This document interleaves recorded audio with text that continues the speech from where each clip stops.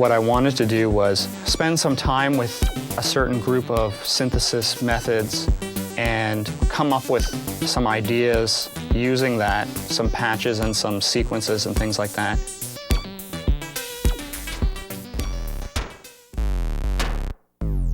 My goal is to try to make, something like 8 or 10 songs where each song is sort of a showcase for this method of synthesis. For example, like if song 1 was about wavetables, I would come up with a patch where I felt like it was really showcasing the possibilities that wavetables could offer.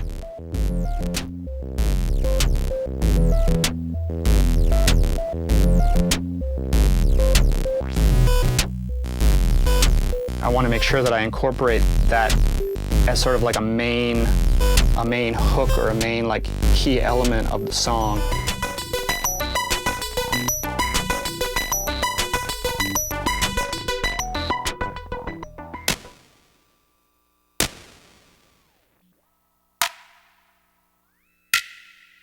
My job is to tweak until I hear something that I know is good.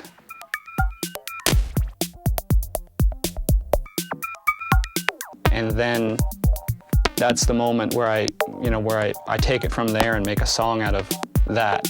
I mean, the important thing was that I'm using it to a musically useful end. So that's the goal.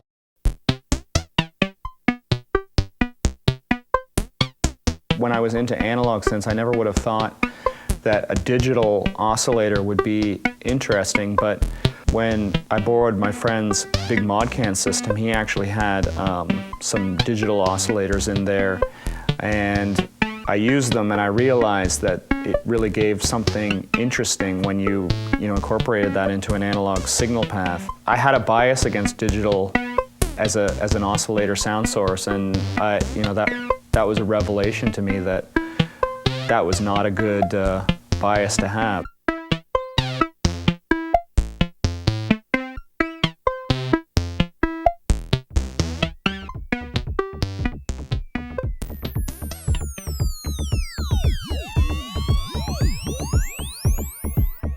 I had the opportunity to borrow this Moog System 15, so it's kind of like a gearless sort of milestone, I guess. You never would imagine that you would get your hands on something like this.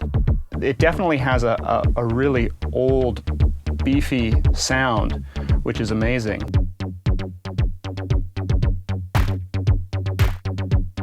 I can understand why it's an amazing synth for bass, why it was the perfect synth for I Feel Love or something like that.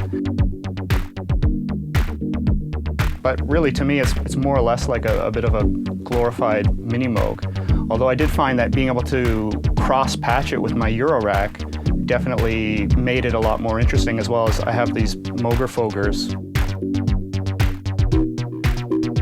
Getting this thing to borrow was a little bit, to tell you the truth, like a little bit underwhelming, and kind of showcased for me the things that I don't like about vintage gear.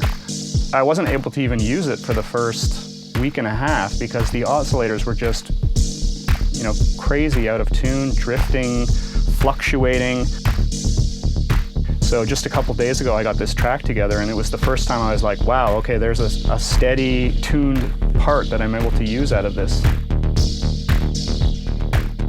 Definitely huge sounding, though. I mean, these oscillators definitely have some kind of magic to them, that's for sure.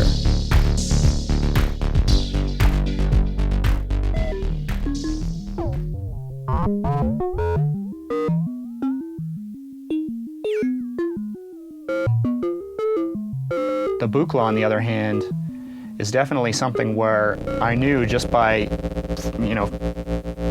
fiddling around with it and not even really knowing what I was doing, that it offered a lot of sonic possibilities that I'm not familiar with, or it would definitely give me some new sounds. It's not the territory is not as mined as this territory.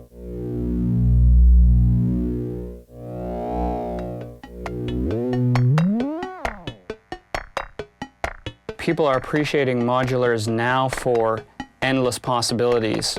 The amazing sonic options that that it can bring to the table. Modulars have, become a way for me to move forward and for me to find new sounds and new ways of making music and coming up with things that I would not have been able to accomplish with keyboard mono synths.